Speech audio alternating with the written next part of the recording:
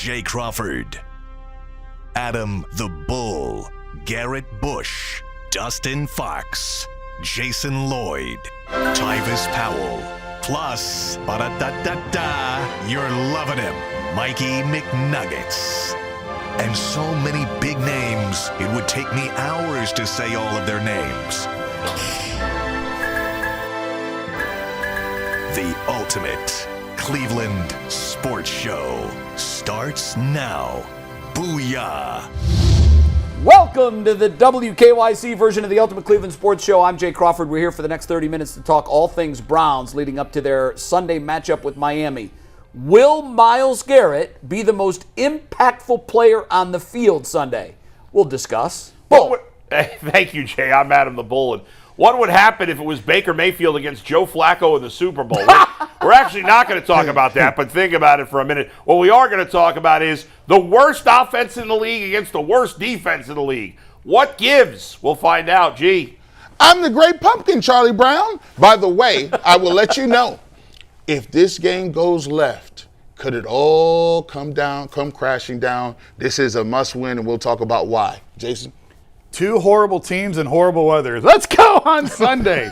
Pre-written headlines. If you don't want to watch, that's okay. We're going to tell you what happens before it happens. Mikey. The Browns haven't been home in a month. The last time they were at home, they upset the Green Bay Packers in their only win of the season. Can they make it 2 home runs in a row? We'll find out. But it starts with the battle of the bad, Jay. The worst offense in football against the worst defense in football. Which side has the advantage in your eyes? I'm giving it to the Browns, and here's why. They've got the best running back in the game, and the conditions on the lakefront Sunday are not going to be football friendly. It's going to be raining. It's going to be colder. Miami doesn't like anything below 70, and it's going to be windy. What do you do when it's windy if you're smart? Run! You hand off the football. I know last week Dylan dropped back to pass 58 times and only gave the rock off 17 times. That's not going to work. This Dolphins team is showing more signs of cracking than the Browns. And the Browns are showing signs of cracking, and we're going to talk about that later in the show. But last week, you had the quarterback of the team publicly question the leadership of the team. In my experience, that's the last crack before the dam breaks. So it's the ineffective bowl. Call it whatever you want. But I do think that the Browns have the advantage over an awful defense. I disagree that Judkins is the best running back in the game because Devin Achane is fantastic. When he shows up. Well, I mean, he's been in every game this year. We'll find out Sunday. Yeah, we'll find. Well, I don't know if Achane's facing a much better defense. Fact. So, but I agree with your overall point that I think it's a slight advantage to the Browns' offense because I don't know that there's a great reason why. It's just really a gut feeling, to be totally honest. I can't really tell you both why. units stink. We've spent the last hour and a half on YouTube. Go back and watch it, telling you why the Browns' offense is so hideous. That being said, with the weather, I think that, I actually think both offenses will be able to run the ball really well. And I think both defenses could struggle a little bit in this game. So when the weather's bad, it's raining and windy, it's an advantage to know where you're going as opposed to trying to figure out where the other team's going. Miami's given up more 20-yard runs than any team in the league. I think it's 9, if memory serves. They can be gashed on the ground. The one thing the Browns can do, I know they couldn't run it against Pittsburgh, I know. And I think they got away from it a little bit too soon. But typically, this is a run-blocking line. The tackles are horrendous, but interior is still can hold up. Judkins can run the ball, so I would give the advantage to Cleveland. It's about the only advantage I can give a Browns offense in any category. I do think they're going to be able to run it against Miami. You worry about ball security in a game like this if the weather is as they say it is, rain and high winds. I think it's going to be a lot of runs, probably a low-scoring game unless there's turnovers in the red zone. And I do think it's a big day for Quinshon Judkins. Man, if they come out here playing around, I'm going to let you know right now, and they come out here playing around, throwing the ball 30, 40 or even 50 times in a game, come on, Kevin. Listen, this is easy money. This is a layup. Finish your breakfast. You got Quinshon Judkins. It's a nasty game and a rookie quarterback with sloppy conditions. This says run the entire game. I don't care if they stop it in the first quarter. I don't care if they stop it in the second quarter. Matter of fact, you might have 19, 20 carries for 70-something yards, but that's okay because all it takes is one. You break one, and all of a sudden, that stat line looks much better. But you got to stick to the script, stick to the format, my guy. It's right in front of you. I'm going to give them a very slight advantage. However, the coach has to take advantage of that advantage and spam your best player. And by far, Quinshon Judkins is your best player on offense. Give him the ball. Yeah, also, you can do your rookie quarterback a huge favor if you don't put the spotlight on him. Right. You know, he's trying to figure this out in real time. The learning curve for him wasn't great.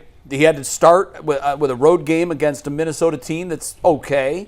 It was in another country. And then for Act 2, you send him to Pittsburgh against a very aggressive defense, and you ask him to throw 58 times. Kevin, do your quarterback a favor. Tell him to turn around, give the ball to number 10. I always say the run game is like throwing darts. You mentioned it. You can and Leroy Horde, who knows about the running game, will tell you this too. You can average 4 yards a carry, 3.5 yards a carry. And then you break that one, and all of a sudden, you're averaging 5.5 yards a carry. Good.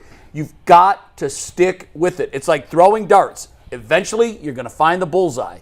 Stick with the run, take the pressure off your quarterback, and let Judkins do the work. By the way, I just jumped on the WKYC app a moment ago to look at the weather forecast, up to the minute. I looked at the hourly forecast. It's supposed to start raining around 9, 10 o'clock Sunday morning, and there's at least a 75% chance of rain from roughly 9 a.m.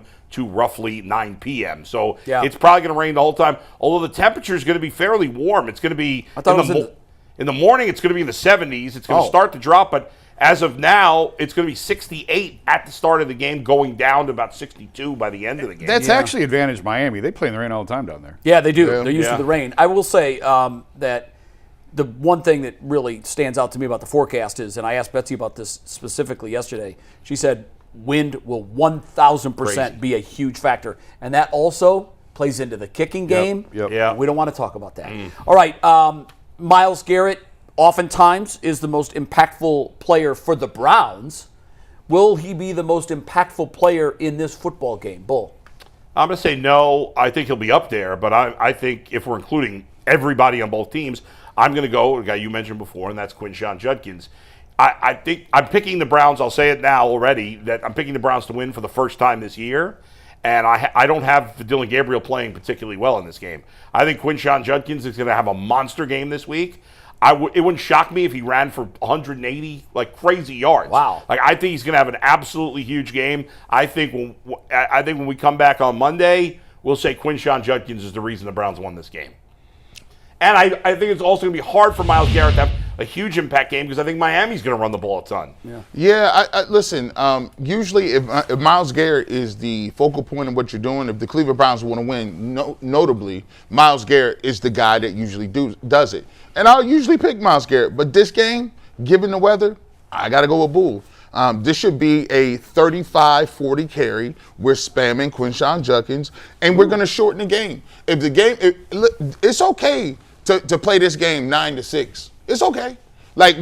You want to just survive this and get up out of there. Because when we talk about it later on, the loser of this game have real repercussions in terms of the fan base and the ownership is going to look at this game with 2 1-5 teams, Jason. I could easily say Judkins, but to throw a curve, I'm going to say Tua Tagovailoa on a couple turnovers, negative impact, because I'm with you. I think the Browns win the game. Oh, interesting. So you went the other way, negative impact, That's a which good point. It's just how you read the question. Yeah. I'm with Quinshon. I think Quinshon, one thing that does give me a little bit of pause, sometimes it's tough to run on a sloppy track. Yeah, sure. But I got to tell you, this guy's ability, his speed, the way he hits the hole, I love everything about Quinshon Judkins' game.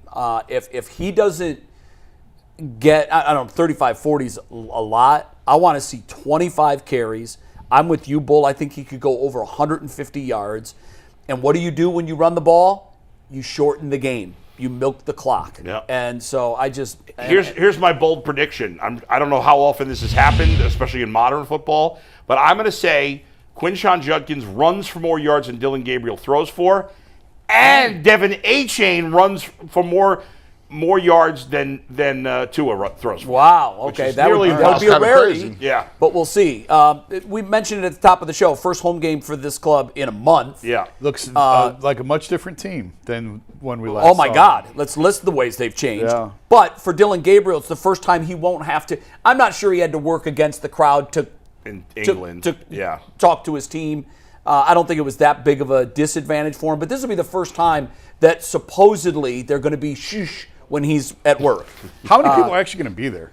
Well, That's that's a the good other thing. question. Oh my God, That's this the other thing, weather? and you can factor that in when you answer that, because the question is, and I see where you're going because Yeah. I'm going the same place. What impact will the crowd have on this game? None. Yeah. I think it's going to be a It's not like half-empty. Dolphins fans are coming to watch No, it. Yeah. it's going to be a half-empty stadium. Yeah. They're going to be hostile and angry over the team and over the weather, and they're probably going to boo him if he doesn't play well. We're just being honest about it. It's unfortunate. It could be a that's where you're Shador at. let Shador play chant coming. Who knows? But no, I don't think it's going to be a full because of the weather, more so than the record in the team. It is still only October. If it was a 75 and sunny day, I think it would probably be a 3/4 full or mostly full stadium. But because of who wants to sit in the rain and watch two terrible teams run the ball? Right. If they were good, if they were 5-1, people would be there. Oh, sure, but Yeah. bad teams and bad weather, I think That's it's a bad combo. I think it's a half-full stadium, and I don't think the crowd has much of any impact on this game. That's a shame, man. To be this early in a season It's where, October 17th. 19th will be the Mike, game. real quick, check the scalping prices. I'm just curious. Oh, yeah, that's always Yeah, a one good sec. indicator. oh yeah, If that's you're getting always them, If you're good. getting them for $10, it's a bad 15 sign. I'm sure it's 50 probably not yard even line. sold out. Like they've been struggling to sell out these. Yeah, they have. On Game Time right now, for tickets to this weekend's game, they're as low as $32. It's higher than I would have $24 guessed. bucks. Yeah, I would have thought it'd be, I thought it'd be 10 Yeah, but it's only 15. Friday. Like, You what is said it gonna look like? 24? $24. Is the get-in Oh, price? $24. Yeah, that's pretty low football. Okay. It's going to get lower It's going to be a It half. will be by, by tomorrow afternoon. It'll be a tomorrow half night. full. Get 'em It'll be for a half 10. full Yeah. stadium. Yeah. That's not good. Yeah. Yeah, I'm with you guys. I don't think the crowd's going to have a very big factor. We always project out to 2029. And it would be different because if it's a dome stadium, the weather would not be a factor. Right. But it It'd could still be half full because they can't very afford to bad. get in. That's where I was going. Oh, That's where sorry. I was going. It's still going to be really bad football in all likelihood. Yeah. And the tickets aren't going to be It's a car payment. to get in. $35. They're going to have 4 digits in Jay, them it's 20, for the home ticket. For the you saying in 4 years it's still not going to be good football? I don't see a way out, G. Again, I'm making a grand assumption. Jimmy's ego wins the day. He Listen. continues to pick the people that pick the players that call the plays and all that. I don't see a way out. All they have to do is get lucky on a quarterback, and Oh. a lot of this will flip. Yeah, a lot of it will flip. and if you were 6'8", you probably would have been a pro athlete. No, I still can't hit a jump shot. I mean, that's a big if, guys. Of We've course been it saying is. for 30 years. the biggest if. All they've got to do is get the quarterback right. You'd think that in 30 years we would have done that. The one time we came close, we flinched and got rid of them. Jay, I I have don't- no faith in this team. Jay, I This don't is want to be crazy. 6'8". I want to be 6'4". I think I could have played guard in the NFL. I give you, you know what, Bull? I think you probably could have. I had the guard mentality as So a kid. it's a big if they get the quarterback right. But I'll tell you what isn't going away. Yeah. The cap sheet. Yeah. And that is going to be you're going to have to win with a rookie quarterback. Right, You that's can't the go only, get one the in free only hope agency. to turn this team around is with young players because That's of it. that. That's it. And I don't have the faith that this organization is going to pick the right guys. How could you? That's a very a good point. All right. Anybody else with anything before we move to break? We got about a minute. If not, we'll save it and carry it over to the next segment because I think the next segment is going to be very, very interesting. If the Browns should lose the battle of 1 and 5s, what does that mean for Stefanski's short-term and long-term future in Cleveland? That's next. Stay with us.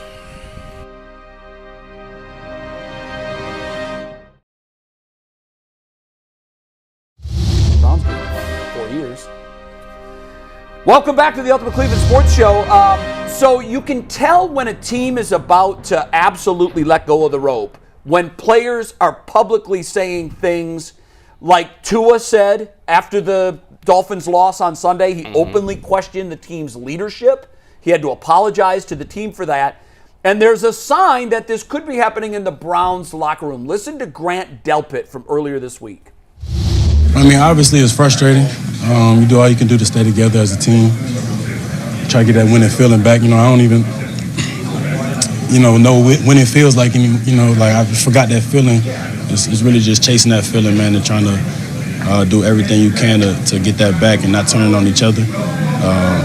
Because that could avalanche the season, So hopefully just stand together and just find a way to get one win so we can multiply it. If there was a picture of what beaten down looks like in the dictionary, I think that's it. Guys, that had all of my alarm bells ringing. Yeah.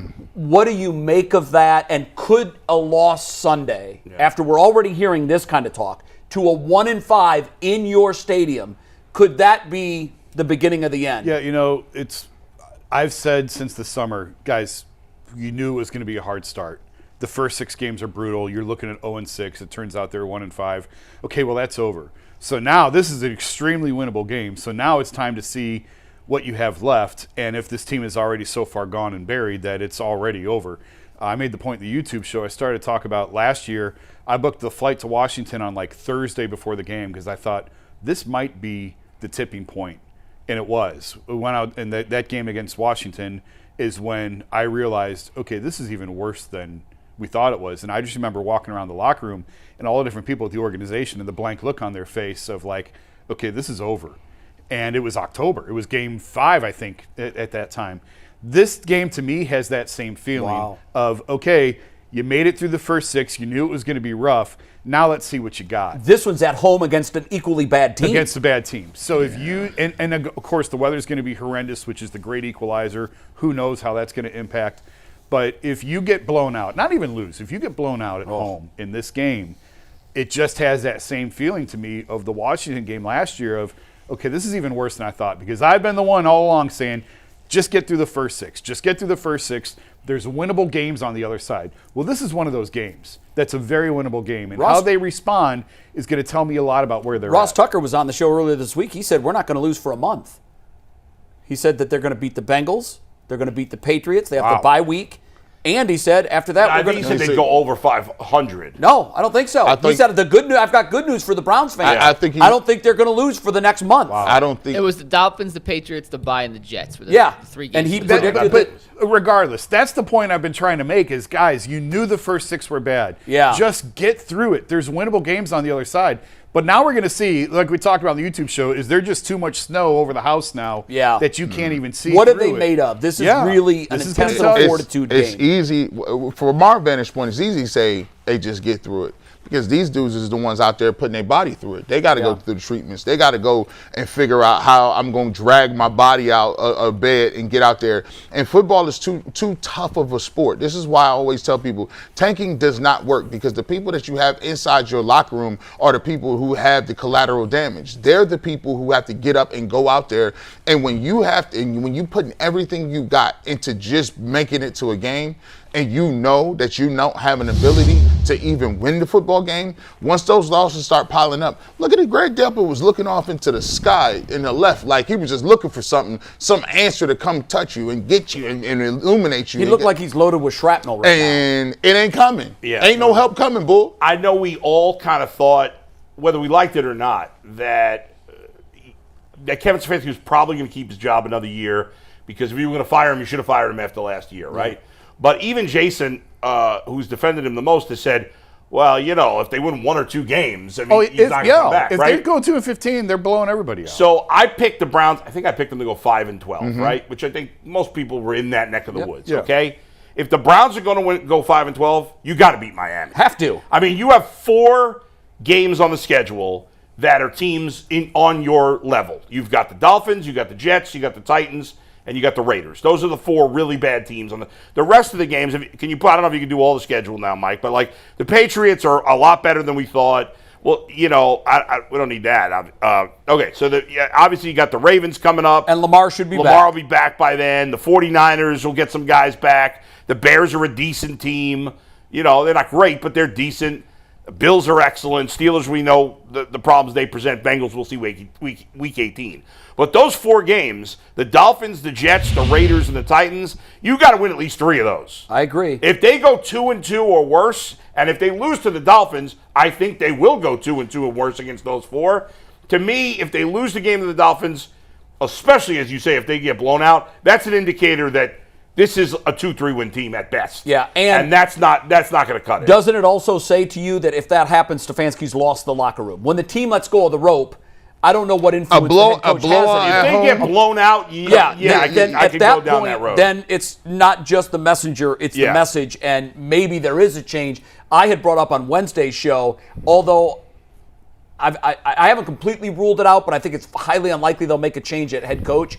If they lose to the Dolphins and they lose, I think it's a 4-game season. You're right, Bull. I want to see where do we stack up against the other bottom feeders. Yes. And I know that that's going to determine ultimately our draft position, but I don't want to lose 3 or 4 to these other bottom feeders. No. That's an indictment onto where you are. If I'm Kevin Stefanski, the last thing I say before I leave the locker room for the game on Sunday, guys, on national television, we had our rivals fan base thanking us in a unified chant. Thank you, Cleveland. That was wild. How does that make you feel? If you want to go fight for your honor, let's go out there and show the rest of the league that it's not as bad as they think it is. Will they do that? We're going to find out. I don't know. Right. But if they go 1-3 against these other bottom feeders, it is a hard, cold wrap. Yes. They've all got to go, and you're basically tearing it down, not to the studs, because we've done that. Yeah. We're tearing it down to the foundation. It's over. It's gone. There's nothing worth saving.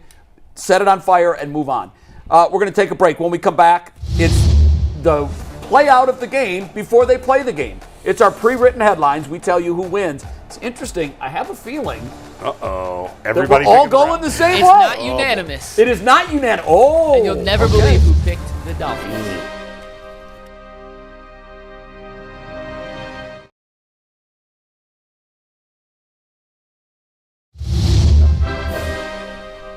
All right, welcome back. It's the final segment. We do this every week to wrap up the WKYC UCSS show. It's our pre-written headlines. We tell you who wins before the game is even played. Jason, you're the newspaper guy. What's your headline read? For the third time this year, I'm picking Cleveland to win. I think second time this year. Browns get healthy on fish food. Judkins runs Browns a 24-13 win over Dolphins. I picked that score before I saw the forecast. Probably be a little bit low scoring than that, but I do think Cleveland prevails. They better win this one. Very good. G. Listen, I wanted to pick the Browns. I got a closer game. I think Gabriel plays a little bit better, but not so fast, my friend. Fins don't take the bait. Gabriel better, but chants for Shador are getting louder. Yeah, if they lose and they play poorly, you're going to start hearing them at the stadium. I like the picture of Shador like climbing, trying to get into the boat with a fishing hat on or something. It was good. All right, Bull, your headline. Yeah, I have picked the Browns to lose every game this season until today. I got the Browns winning. Browns hook second win over Fins. Quinshon Judkins runs for 169 and 2 touchdowns in Browns' 2010 victory. Wow, very specific. I love the 169. Not 175, No. 169. Nice. You played every play out in your head. Touché. If he gets 169, that's it. you are the king for the week. That's it. Bolstradamus. Yeah, that's exactly right. All right, we're 3-1 going the Browns because I'm calling the Browns too. I said earlier this year that I'm going to put as much creativity in my headlines as the Browns put into their offensive game plan. Fair. So here's my headline. I do have the Browns winning.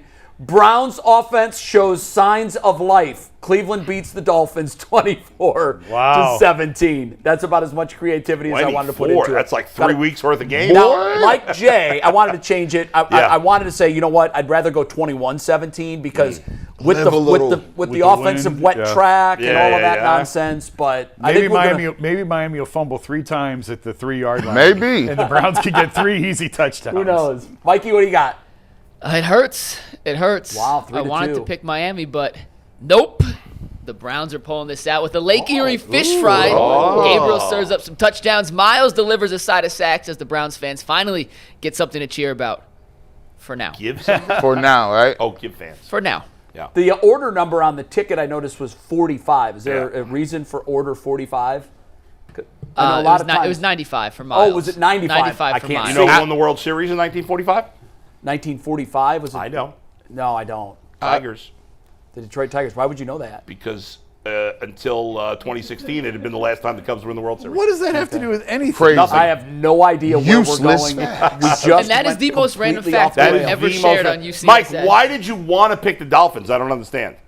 Because it's really hard to pick the Browns after how I've watched them play the last 4 weeks. And we're going to see it That's at the reasonable. post-game show. Make sure you check it out. 2-minute We're warning. going to learn the internal fortitude, Yes. intestinal fortitude of either of both of these teams. Yeah. Because you've got to beat a fellow 1-5. Oh, yeah. You've See you gotta do Monday. it. Enjoy the Peace. game. Watch the post-game show on Sunday. Yes, sir.